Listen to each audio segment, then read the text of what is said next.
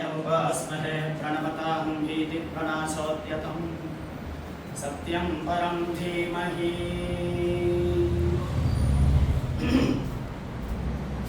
कृष्ण यजुर्वेदं वेदपारायणं ரொம்ப வெகு விமர்சனையாக பீதகுச்சாம்பா சமேத அருணாச்சலேஸ்வர சுவாமி சந்நிதியில் நடந்திருக்கு. நேற்று பரியந்தம் பரிவாலாரம் என்ன உபன்யசிச்சிருக்கா. சாஸ்திரத்திலேயே எனக்கு அந்த அளவுக்கு தெரியாது, ஏதோ தெரிஞ்ச பரியந்தம் சிரவண சம்ஸ்காரம், அதாவது கேள்வி ஞானத்தில் எனக்கு தெரிஞ்ச பரியந்தம் சுப்பிரமணிய சுவாமி புத்திக்கு எந்த அளவுக்கு இந்த சித்து அறிவுக்கு எட்ட வைக்கிறாரோ அந்த அளவுக்கு வாக்கில் சுவாமி உட்காந்து பேசுவார். தெரிஞ்ச பரியந்தம் சொல்கிறேன், தப்பு இருந்தால் மன்னிச்சுக்கணும். எல்லாரும் கிருஷ்ண யஜுர்வேதம் அப்படின்னா, கிருஷ்ணம் அப்படின்னாக்கா அதற்கு நிறையா வித அர்த்தங்கள் சொல்கிறா. அதில் ஒன்று கருப்புன்னு ஒரு அர்த்தம் உண்டு, இன்னொன்று மிக்சிங் அப்படின்னு ஒரு அர்த்தம். கிருஷ்ண யஜுர்வேதம் அப்படின்னா இதில் எல்லா வித மந்திரங்களும் இதில் மிக்ஸ் பண்ணி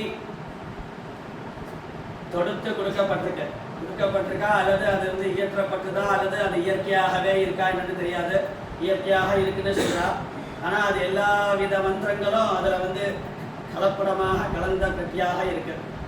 அதில் ஒரு நாளைக்கு ஒரு விதமான சப்ஜெக்டு கிளாஸ் ஆகிட்டு. இன்னைக்கு ஆரம்பமே இது அக்னி க்ஷேத்திரம், திருவண்ணாமலை அக்னி க்ஷேத்திரமாக சொல்லுவா. அதில் அக்னி காண்டம் தான் இன்னைக்கு ஆரம்பமே. பிரதமம் மனஹா அப்படின்னு ஆரம்பிக்கிறது 4வது காண்டம். இந்த பக்கம் 3 காண்டம், இந்த பக்கம் 3 காண்டம், நடுப்புற இருக்கக்கூடியது ஸ்ரீருத்ரம்னு பேர். அந்த 4வது காண்டம்ங்கிறது அதில் தான் ஸ்ரீருத்ரம் நிறையா வித மந்திரங்கள்லாம் வருது.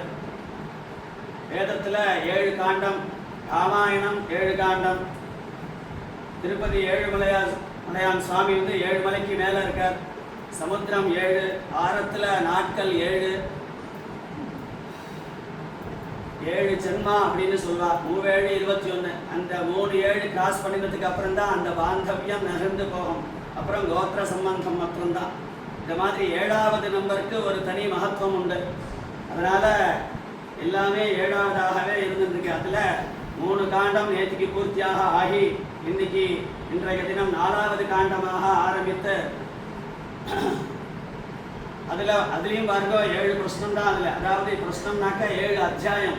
அதுலேயும் இப்போ 7வது அத்தியாயத்தில் முக்காவாசி அதில் ஒரு 75% கிராஸ் ஆகிருக்கு. இந்த 4வது காண்டத்தில் முழுஷா மகா மந்திரம் தான் எல்லாமே.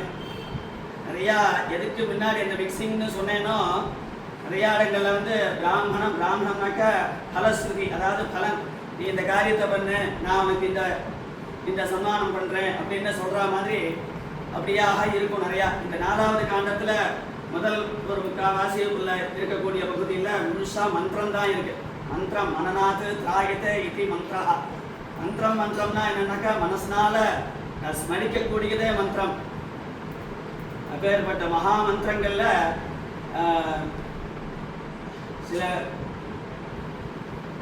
சில கால விஷமாத்து, அதாவது நமக்கு போராத நேரம்னு ஏதாவது ஒன்று வருதுன்னு வச்சுக்கோங்களேன். அக்னினால ஏதாவது ஒரு சிரமங்கள் ஏற்படுறது அப்படின்னா இந்த மந்திர பாகத்தை பாராயணம் பண்ணிட்டா போகிறோம். அந்த ருத்ர கோபம் இருந்தால் தான் அக்னி தாகமானது ஏற்படும். இந்த அக்னி காண்டத்தை வேத பாராயணம் பண்ணிட்டா போகிறோம், அந்த அக்னி தாகம் தணிஞ்சு போயிடும். அந்த மாதிரி நிறையா பரிவாதாரம் பண்ணியிருக்கா. அந்த அப்பேற்பட்ட கோஷங்கள் தான் இன்னைக்கு ஆரம்பிச்சிருக்கு.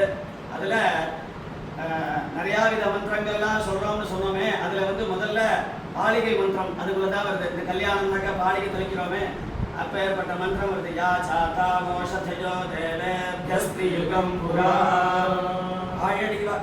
ஆழடி வாழையாக சந்ததமாக இந்த தம்பதிகளோ கல்யாணத்திலையும் அந்த பாலிகை தெளிப்பா, அந்த உபநயனத்திலையும் பாலிகை தெளிப்பா. அந்த சிறு பையனும் நல்லபடியாக விருத்தியாகி வளர்ந்து கல்யாணம் பண்ணிட்டு சௌக்கியமாக இருக்கணுங்கிறதுக்காக அந்த பாலிகை தெளிக்கக்கூடிய மகாமந்திரம் இன்னைக்கு காலத்தால் அந்த மந்திர ஜபம், அந்த வேத பாராயணம் ஆயிருக்கு. அடுத்தபடியாக இந்த சர்ப்ப தேவதை நிறையா சூக்தங்கள்லாம் கேள்விப்பட்டிருப்பேன். அதில் அந்த சர்ப்ப சூக்தமான மந்திரம் நமோ அஸ்து சர்ப்பேப்யோ ஏகே அந்த கால சர்ப்பம்லாம் நிறைய கேள்விப்பட்டிருக்கோம். அந்த கால சர்ப்பதோஷம் இருந்ததுனாக்கா விவாகங்கள் தடப்படும், சந்ததிகள் ஏற்படுறது தடப்படும், எல்லா காரியமும் ஸ்டெப் பை ஸ்டெப்பு ஒரு டிஸ்டர்பன்ஸ் ஆகவே வந்துட்டு இருக்கும். அந்த தோஷ நிவர்த்திக்கு இந்த மந்திரம் தான் பிரயோகத்தை பண்ணுவான். எப்படி அந்த காலிகை மந்திரத்துக்கு இன்னைக்கு இந்த மந்திரத்துல வந்து இந்த வேத பாராயணத்துல இந்த காலிகை தெளிக்கக்கூடிய மந்திர ஜபம் எப்படி பாராயணம் பண்ணினோமோ அதே மாதிரி அந்த தோஷ நிவர்த்திக்காக ஒரு ஒரு மந்திர ஜபம் பண்ணணும்னாக்கா இந்த மந்திரத்தை தான் சொல்லுவா. நமோ அஸ்து சர்வேभ्यो ஏகே ச பிருத்திவி மனோ ஏ அந்தரிக்ஷேலே திவிதேभ्यः சர்வேभ्यो நமः. அப்பேற்பட்ட அந்த மந்திர பாராயணமும் இன்னைக்கு ஆயிருக்கு. அதே மாதிரி உதக்க சாந்தி அப்படிங்கிற ஒரு நிறையா நம்மலாம் கேள்விப்பட்டிருக்கோம். அதே மாதிரி அபிஸ்ரவண மந்திரம்ங்கிறது ஒன்று உண்டு.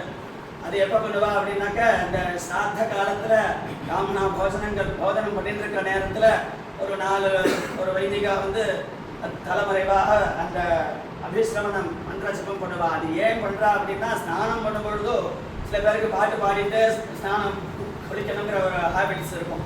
அதே மாதிரி பிதர்களுக்கெல்லாம் அந்த மந்திர சப்தத்தை கேட்டுட்டு ஆகாரம் பண்ணணும்னு அவளாரும் அபிப்பிராயப்படுறாளாம். அதுக்காக ஒரு எசன்ஸா சில மந்திரங்கள்லாம் தொடுத்து வச்சிருக்கா. அப்பேற்பட்ட மந்திரங்கள் வந்து துர்வாசி தருணாஸ்திருதா விஸ்வகர்மணா சுருதா அப்பேற்பட்ட மந்திரங்கள் அபிஸ்ரவண மந்திராதிகள் தான் இன்னைக்கு கிராஸ் ஆயிருக்கு. அதன் பிறகு நிறைய அந்த சந்தஸ்து மருத்துவலாம் சொல்றா. எனக்கு அதெல்லாம் ரொம்பலாம் தெரியாது, நிறைய வாஸ்தவான்ட்டு தான் கேட்கணும். அதெல்லாம் ரொம்ப கேட்கறதுக்கு ரொம்ப சஸ்ராவியமாக இருக்கும். வெறும் ஸ்ராவியம் கிடையாது, நல்லா ஒழுங்காக சொன்னோம்னாக்கா நல்லா ஸ்ராவியமாக இருப்பாங்க. அப்பேற்பட்ட அந்த மந்திரங்கள்லாம் கடந்து நட்சத்திர சூக்தம் காத்தால அந்த மூல பாகத்திலேயே வந்திருக்கு. கிருத்திகா நட்சத்திரம் 28 நட்சத்திரம் நம்மலாம் சொல்லுவோம். 27 நட்சத்திரம்னு பாருங்க, அங்கேயும் 27ல தான் முடியுது பாருங்க. அந்த அப்பேற்பட்ட அந்த நட்சத்திரம் அந்த 28வது நட்சத்திரம் வந்து அபிஜித் நட்சத்திரம்னு பேரு. அபிஜித் முகூர்த்தம் கூட சொல்லுவா. மத்தியானம் 12 மணிலேருந்து 12:15 வரையும் இருக்கக்கூடிய காலத்துக்கு அபிஜித் முகூர்த்தம். அந்த நேரத்துல ஒரு குழந்தை பிறந்திருக்கு அப்படின்னா அந்த நட்சத்திரத்தையும் அவ சொல்றது சில சம்பிரதாயத்துல இருக்கு. அப்பேற்பட்ட அந்த நட்சத்திர சூக்தத்துல 27 நட்சத்திரக்காராளுக்குமே இன்னைக்கு ஒரு சாந்தி பரிகாரம் அப்படின்னா மாதிரி அருணாச்சலேஸ்வருடைய ஒரு சந்நிதியில இந்த வேத பாராயணத்துல அந்த அந்த நட்சத்திர சூக்தமானது வந்திருக்கு. அதுக்கப்புறமா அந்த இந்த ரித்துக்கள்னு சொல்ற பார்த்தீங்களா, ஷட்டுத்துக்குசுமஸ்திரக்வேஷதாரா அப்படின்னு சொல்லுவா, ஷடக்ஷரா அப்படின்னு. அந்த மாதிரி ஒரு 6 ரித்துக்கள் தேவதைகள் அந்த மந்திரங்கள்லாம் வந்திருக்கு. மதுஷ்டமாதவஷ்ட வாசந்திகா ருது சுக்ரஷ்ட சுசிஷ்ட கிரீஷ்மா ருது. அந்த மாதிரி ஒரு 6 ரித்துக்கள் தேவதைகள்லாம் அந்த மந்திரங்கள்லாம் இன்னைக்கு வேத பாராயணம் பண்ணியிருக்கோம். அதுக்கப்புறமா நீலா சூக்தம், புருஷ சூக்தம், ருத்ரம் சமக்கம்லாம் கேள்விப்பட்டிருப்போம் இல்லையா? அதே மாதிரி நீலா சூக்தம்னு இருக்கு. திருநாகி இன்னைக்கு வெள்ளிக்கிழமை தெய்வாதீனமா அந்த மந்திரமே வந்திருக்கு. அதே மாதிரி யமேவசாயா பிரதமா யௌச்சதந்தரஸ்யாம் சரதி பிரவிஷ்டா அம்பால பிரார்த்தனை பண்ணக்கூடிய மகாமந்திரங்கள்லாம் இன்னைக்கு வெள்ளிக்கிழமையிலேயே தானாவே அமைஞ்சிருக்கு. அமைக்கப்படலை, தானாவே அமைஞ்சிருக்கிறது. அப்பேற்பட்ட நீலா சூக்தத்தோட இன்னைக்கு காத்தால வேத பாராயணமாக வந்து பூர்த்தி ஆச்சு. மத்தியானம் 3வது அஷ்டகம் இதே நட்சத்திர சூக்தம், நட்சத்திர சத்திரமா, ஆமா நட்சத்திர சத்திரம் அப்படிங்கிற ஒரு யாகத்துல சொல்லுவா. அதுலயும் 28 நட்சத்திரங்கள், அஹோராத்திர தேவதைகள், உஷஸ் தேவதை அதாவது வெடிய காத்தால இருக்கக்கூடிய தேவதைகள், நட்சத்திர தேவதைகள், சூரிய தேவதைகள், இந்த மாதிரி நிறைய தேவதைகள்லாம் வருது. அந்த வேத பாராயணம் பண்ணிட்டு அதுக்கப்புறம் தரிசபூர்ணமாச இஷ்டி அப்படின்னு சொல்லுவா. க்ஷேத்ரேதி சாக்கா மாட்சி நந்தி அப்படின்லாம் சொல்லுவா. அந்த அந்த பெரிய ஒரு இஷ்டின்னு பேர். கிரகஸ்தாரா உள்ளவாவது எப்படி உபாசனம் பண்றோமோ அதுக்கப்புறமா அடுத்த கட்டம் அடுத்த ஸ்டெப்புக்கு போகிறது தீட்சிதாலுன்னு சொல்லுவா. யாகம்னு யாகம் பண்றவா அவ எல்லாரும் இந்த பௌர்ணமிக்கு மறுநாளும் அமாவாசைக்கு மறுநாளும் பிரதம அன்னைக்கு எப்படி இந்த கிரகஸ்தாலாரும் ஸ்தாலி பாகம்ங்கிறது பண்றாளோ அதே மாதிரி அவ எல்லாரும் இஷ்டி அப்படிங்கிறது பண்ணுவா. அதுக்கு உண்டான திரவியங்கள்லாம் சேர்த்து வைக்கிறதுக்கு உண்டான ஒவ்வொரு ஸ்டெப்பு மந்திரம் தான் அதுல கொஞ்சம் நழுவிட்டா கூட மகா பிராயஷ்டித்தங்கள் வந்துடும். அதெல்லாம் நிறைய விதமான விசேஷமான மந்திரங்கள்லாம் இருக்கு, மகோபஸ்தானங்கள்லாம். அப்பேற்பட்ட அந்த மகோபஸ்தானங்க மந்திரங்கள்லாம் கூட இந்த வேத பாராயணத்துல நிறைய ஒரு வரியத்தம் வழியாச்சு மேற்கொண்டு கொண்டு போறோம். அது அந்த மந்திரங்கள் நகர்ந்ததுக்கு அப்புறமா அந்த மிக்சிங்னு சொன்னேன் பார்த்தீங்களா, விவாக காலத்துல என்னென்ன மந்திரங்கள் சொல்லணுமோ அந்த மந்திரங்கள்லாம் வேற இடத்துல சொல்லியிருப்பா. அதை எப்படி சொல்லணும், எப்படி பண்ணணும், எப்படி பண்ணக்கூடாது அப்படிங்கிறது நேற்றுக்கா உண்டானதுக்கு அந்த அவர் பெரியவர் சொன்ன மாதிரி அதுக்கெல்லாம் ஒரு தோஷமானது ஏற்படும்னு சொன்னார் இல்லையா, எப்படி பண்ணணும் அப்படிங்கிறது சொல்லியிருக்காரு. அதே மாதிரி ஒரு மந்திரம் அதில் வந்து நம்ம தான் கேள்விப்பட்டிருப்போம், பார்த்துருப்போம். கல்யாணத்தில் இந்த பொண்ணு வந்து அப்பாவுடைய மடியில் உட்காந்து ஒரு பொண்ணுடைய ஒரு இடுப்பில் அந்த மாப்பிள்ளையானவர் ஒரு தர்ப்ப கயத்தினால கட்டுவார். அதை சில பேர் நின்றும் பண்ணுவா, சில பேர் ஃபோட்டோ சௌகரியத்துக்காக வீடியோ சௌகரியத்துக்காக நின்றும் பண்ணுவா. ஆனால் சாஸ்திரம் அது சம்மதிக்கல. அது என்ன பண்றது, உட்காந்து தான் கட்டணும். யத்திஷ்டந்தி சன்னஹ்யேத பிரியம் யாதிகம் ருஞ்சாத் ஆசீனா சன்னஹ்யதே ஆசீனா ஹ்யேஷா வீர்யம் கரோதி. அந்த பொன்னானவள் அப்பாவுடைய மடியில உட்காந்து அந்த தர்க்கைய கட்டப்பட்டு அந்த சம்ஸ்காரமானது நல்லபடியாக பூர்த்தியாச்சுன்னா பிறக்கக்கூடிய குழந்தை யத்திஷ்டந்தி சன்னஹ்யேத பிரியம் யாதிகம் ருஞ்சாத்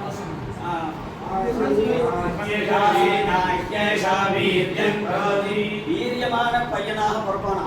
வீரியம் அப்படின்னா எல்லா விதத்திலையும் சர்வ சமர்த்தனாக சாதன சதுஷ்டய சம்பூர்ணனாக பிறப்பான்னு சொல்லப்படுறது. அப்பேற்பட்ட அந்த கர்மாவுக்கு இருக்கக்கூடிய கர்மா அப்படின்னாக்கா கிரியை, ஒர்க்குன்னு அர்த்தம். அப்பேற்பட்ட அந்த மந்திரங்கள் காசா இருக்கு. அடுத்தபடியாக ஊம பிரஷ்னம்னு சொல்லுவா. பிரம்மணே பிராமணமாலபதே, அந்த பிரஷ்னங்கள் பூராவுமே மகாராந்தமாகவே தான் முடியும் மேக்சிமம். அப்பேற்பட்ட அதெல்லாம் பெரிய ஒரு யாகத்தில் சொல்லக்கூடிய மந்திரம்னு சொல்றா. பெரிய அதெல்லாம் நம்ம மந்திரோச்சாரம் எய்யங் கிருத்துமதீதே தேன தேன அஸ்ய இஷ்டம் பவதி. யாகத்தில் சொல்லக்கூடிய மந்திரங்களை அந்த கிரியைகளோட சொல்லக்கூடிய மந்திரத்தை இங்க கிரியைகள் இல்லாம வெறும் மந்திரம் மட்டுமே சொன்னாலுமே கூட அந்த யாகம் பண்ணின பலனானது கிடைக்கிறது அப்படின்னு வேதம் சொல்றது. அதே மாதிரி அடுத்தபடியாக ஹோதிருத்வம்னு சொல்லுவா. அதெல்லாம் இந்த சத்தியம் பிரபத்திய அந்த புஷ்ணம் பூராவுமே அப்படிதான். அதே மாதிரி அதுக்கு அடுத்தது இந்த 5வது திருநாள் அன்னைக்கு எப்போதுமே 4 சாப்டர் தான் வேத பாராயணம் பண்ற சம்பிரதாயம். 5வது திருநாள் அன்னைக்கு மட்டுமே 6 சாப்டர்ஸ் அன்னைக்கு வேத பாராயணம் பண்ணியே ஆகணும்.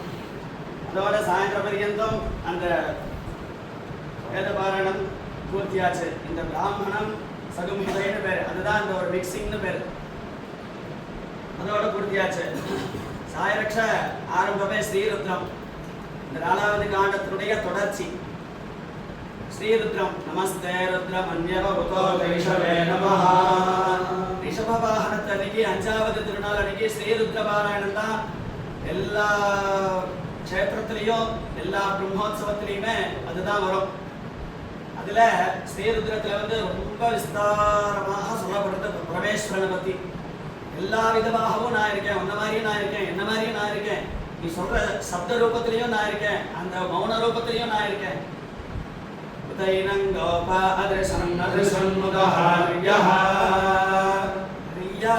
அர்த்தங்கள்லாம் ஏகப்பட்டது இருக்கு. ஏதோ எனக்கு தெரிஞ்சதை 1-2 சொல்றேன். நல்லா பாண்டித்யமாக இருக்கக்கூடியவாளுக்குமே அந்த சூரியன் உதிச்சுட்டார் அப்படிங்கிறது தெரியறது. ஒண்ணுமே தெரியாதவாளுக்கும் சூரியோதயம் ஆயிடுச்சு அப்படிங்கிறதும் தெரியறது.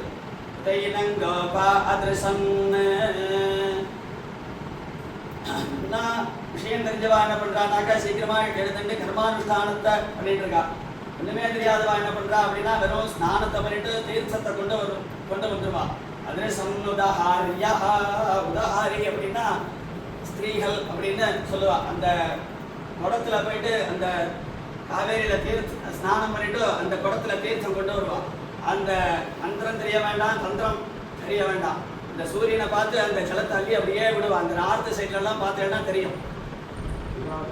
ஆமா திவாகராய நமஹ அப்படிலாம் சொல்றாளாம். உதைனம் கோபா அதிருசம் நதிருசம் முதஹாரியா உதைனம் விஸ்வா பூதானி சதுஷ்டோ மிருடயாதினஹ. அப்பேற்பட்ட அந்த சூரிய பகவான் வந்ததுக்கு அப்புறமா எல்லா வித பிராணிகளுமே அவருடைய ஆக்டிவிட்டிஸ் வந்து ஸ்டார்ட் பண்ணிடுறாங்களாம். எல்லா வித ஒரு மனுஷாலுமே சரி, ஜீவராசிகள், பசுபக்ஷாதிகள், அந்த விருட்சங்கள், புஷ்பங்கள் சூரியோதயம் ஆனதுக்கு அப்புறம் தான் அந்த தாமரை அப்படி வளர்ற மாதிரி அப்படியே சுவாமி பரமேஸ்வரனுடைய ஒரு அனுகிரகத்தினால சூரியோதயம் ஆனதுக்கு அப்புறமா அப்படியே வந்துட்டு இருக்கு. இதுல நமோ ஹிரண்யபாஹவே சேனான்யே திசான் சபதயே நமஹ. ரெண்டு பேருக்கு தான் தங்க கைன்னு சொல்றா. கல்யாணத்துல வந்து அந்த அந்த கிரகிணின்னு பேரு. யாரை எந்த பொண்ணை கல்யாணம் பண்ணிக்கிறானோ அவளுக்கு அடி எடுத்து வச்சுட்டு வராளே அவளுக்கு வந்து கிரகிணின்னு பேரு. ஹிரண்யஹஸ்தஹ தைரம்மஸ்தத்வாஹ. ஹிரண்யஹஸ்தஹ அவளுடைய கை வந்து தங்க கையாக இருக்கான். பரமேஸ்வரனுக்கு வந்து சாமரம் வீசின் இருக்கார். குபேரஸ்திரயம் பகசகா. அந்த குபேரன் வந்து பரமேஸ்வரனுக்கு வந்து சாமரத்தை வீசின் இருக்கார். தன் பக்தனுக்கு வந்து பரமேஸ்வரனுடைய ஒரு பக்த பராதீனாக இருக்கார். பரமேஸ்வரன் வந்து பக்த பராதீனாளாக இருக்கார். அந்த பக்தனுக்கு வந்து ஒரு சிரமம் அப்படின்னா அப்படி தெரியும். அந்த குபேரன் வந்து அப்படி திரும்பி பார்ப்பாராம். பரமேஸ்வரன் வந்து ரெண்டு கையால அந்த தங்க கையினால ஐஸ்வர்யத்தை அள்ளி கொடுப்பாராம். நமோ ஹிரண்யவாஹவே சேனான்யே. அப்பேற்பட்ட பரமேஸ்வரன் அப்படி இருக்கார். அப்புறம் சேனான்யே திசான் சபதயே நமஹ. சேனைகளுக்கெல்லாம் தலைவராக இருக்கார், திக்குகளுக்கெல்லாம் தலைவராக இருக்கார். நமோ விரக்ஷேப்யோ ஹரிகேசேப்யः. அந்த விரக்ஷ ரூபத்திலையும் சுவாமி இருக்கார். ஹரிகேசேப்யः பெரிய மரத்தோட இருக்கார். அதே சமயம் மொட்டை மரமாகவும் சுவாமியா இருக்கார். வேற ஒரு இடத்துக்கு சொல்லுவா, அந்த இடத்துல வந்து நிறைய அப்படிப்பட்ட மரங்கள்லாம் இருக்கும். அந்த ரூபத்திலையும் நான் தான் இருக்கேன். சுவாமி அந்த இடத்துல நித்திய வாசம் பண்ணிட்டு இருக்கார். சேனான்யே திசான் சபதயே நமஹ. நமோ விரக்ஷேப்யோ ஹரிகேசேப்யः. பசூனாம் பதயே நமஹ. பசுக்களுக்கெல்லாம் தலைவராக இருக்கார். பசுக்கள் அப்படின்னா 4 கால் பிராணி. சொன்னா அஸ்து விபதே சந்துஷ்பதே. நாம எல்லாருமே 2 கால் பிராணிகள். 4 கால் பிராணி, 8 கால் பிராணி, எல்லாத்துக்குமே ஒரு பசுக்கள் தான் பேரு. அப்பேற்பட்டவா எல்லாருக்குமே சுவாமி வந்து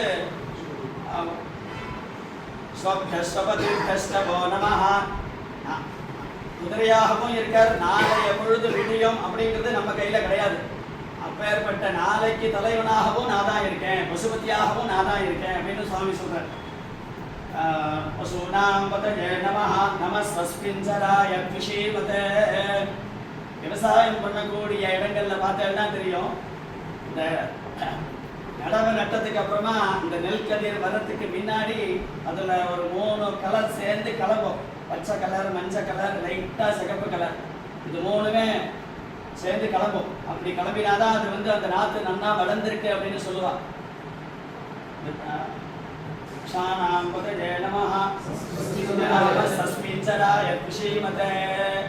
அது எப்படி இருக்கு, நல்லா பிரகாசமா வேற இருக்கான்.